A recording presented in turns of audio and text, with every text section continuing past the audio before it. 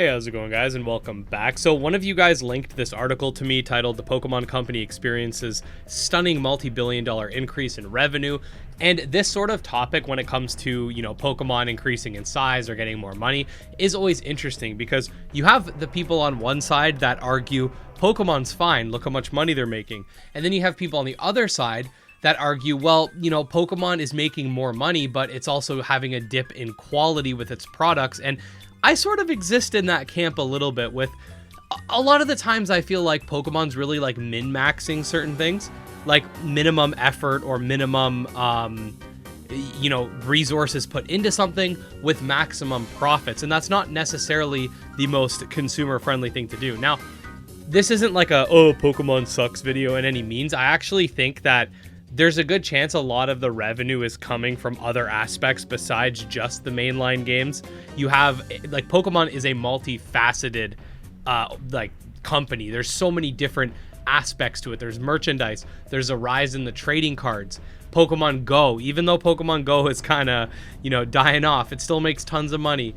There's Pokemon Masters and all these different types of things. So it's not necessarily that the main series games are carrying, but we have seen recent main series games have been breaking sales records because they're on the Switch. So I figured we'd read through this. I'd give you guys kind of my opinion, and we'll go from there.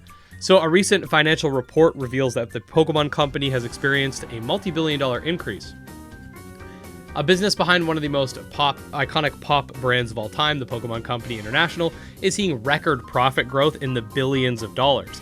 A recent financial report just shows how much of an increase in revenue the beloved Pokemon franchise has managed to achieve, and the numbers are absolutely mind-blowing. License Global, a trusted news source for global consumer products and brand licensing, recently released a financial report of the top 10 global licensors of 2023. Unsurprisingly, the Pokemon Company ranked high on that list, but the sheer growth in Pokemon's licensing profits from its previous fiscal year are what's truly stunning. According to the report, the Pokemon Company clocks in at number 5 with a recorded $11.6 billion in total revenue for its collective sales on all licensed products. This includes everything from games, both digital and physical, to apparel, collectibles, trading cards, accessories, toys, and all other merchandise. While pure profit reports alone are impressive, the growth that the company achieved in a single year is undeniably impressive. In 2022, the Pokemon Company managed to achieve a growth of 36.5% from its previous fiscal year. This ranks the company at number 2 in brand growth on the License Global report and is a perfect reflection of just how loyal Pokemon fans in the community are. Other notable names, we don't care about the other names. Disney. Since its first introduction to the world in '96 with Pokemon Green and Red, the Pokemon brand has become a household name across the globe and continues to draw in fans with its lovable characters and wholesome stories. From the games to the television series to the seemingly infinite amount of adorable merchandise, it should be really of no surprise to anyone that the Pokemon Company is one of the most powerful and profitable licenses in the world. Fans young and old continue to flock to anything and everything Pokemon related, and the Pokemon Company would be foolish not to capitalize on its brand loyalty. As long as a Pokemon remains a staple in the lives of many around the world, the Pokemon Company should, and no doubt will, continue to provide as much merchandise and games as is possible to its dedicated fan base. So it's true, the Pokemon Company knows that it has an extremely loyal fan base that will oftentimes buy games, even review them well despite clear shortcomings in various aspects. The Pokemon Company realistically could release a diet Pokemon game, strip tons of features, and while you will have a vocal crowd, people will still buy it, people will still play it, people will still share it around, people will still defend it. And I think it comes to a point where things might just get too big, and this isn't just a Pokemon exclusive thing. When it comes to other franchises, I actually see a lot of similarities between the Pokemon community and the Call of Duty community, believe it or not.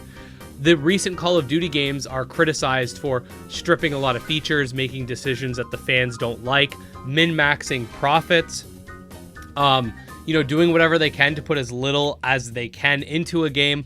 Call of Duty has its issues with like microtransactions and stuff. Thank God loot boxes aren't in the games anymore. But I do see a lot of people that have similar sentiments to modern Call of Duty that fans do to modern Pokemon. And I think a big part of it has to do with just companies over the last like 20 or so years have figured out how to create games in such a way that they'll get sales, they'll get people to buy stuff with the least amount of things that they have to necessarily put into it. When we think about a lot of classic Pokemon games, we think about stuff that they don't really do anymore, like little like little extra things, like, you know, Heart Gold, Soul Silver having every Pokemon be able to follow you. These are sprites, by the way, right? Adding routes to the game, bringing back the Safari Zone that wasn't there, upgrading the older versions of the game. You know what I mean? Pokemon World Tournament. Even the Battle Tower doesn't exist anymore. Like, we used to think about, you know, these extra things that the Pokemon Company would add to these games out of, or I should say Game Freak, just out of like the love of making a good artistic project. But I think, and again, this is true if you go to video games from even like the early 2000s, and a lot of indie games still do this to this day, but a lot of bigger companies nowadays, they're almost like, they have it down to the psychology, especially like if you're looking at like Call of Duty or any of those types of games. Like, it was especially bad with shooters back in the day. They literally will have psychologists tell them how to create these games in such a way that'll give players dopamine spikes and, you know, keep them playing for as long as possible, whilst also minimizing the amount of effort they have to put into it. Now, I want the Pokemon Company to grow. I want the Pokemon, like, I love Pokemon. Pokemon's great, but, you know, if these guys are making 36.5% growth per year, $11.6 billion. I'm not sure if that was profits, but either way, I do think that more effort needs to be put into the main line. Like, come on, guys. Like, you got that much money. I'm not saying give it out for friggin' free, but like, put a little more into the games, man. Like give Scarlet and Violet a post game that you don't have to pay for, basically. Like, you know, bring the Pokemon back. Do some stuff. Like, come on, guys. Like, Pokemon fans are so loyal, and that's to our detriment. But other than that, yeah, Pokemon continues to grow.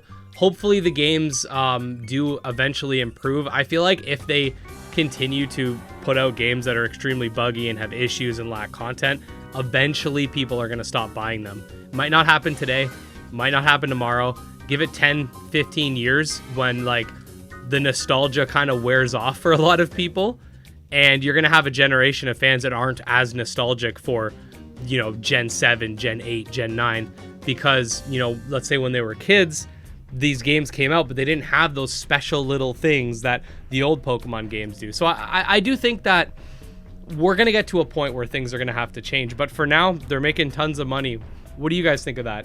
Do you guys think that the fact that Pokemon's making more money despite, you know, increase in criticisms says a lot about the community? Do you think it says a lot about min-maxing, which is a real thing in modern gaming? Or I don't know. What do you guys think? Let me know. I just thought this article was interesting. Again, not to bash on Pokemon, but yeah, is what it is. See you guys.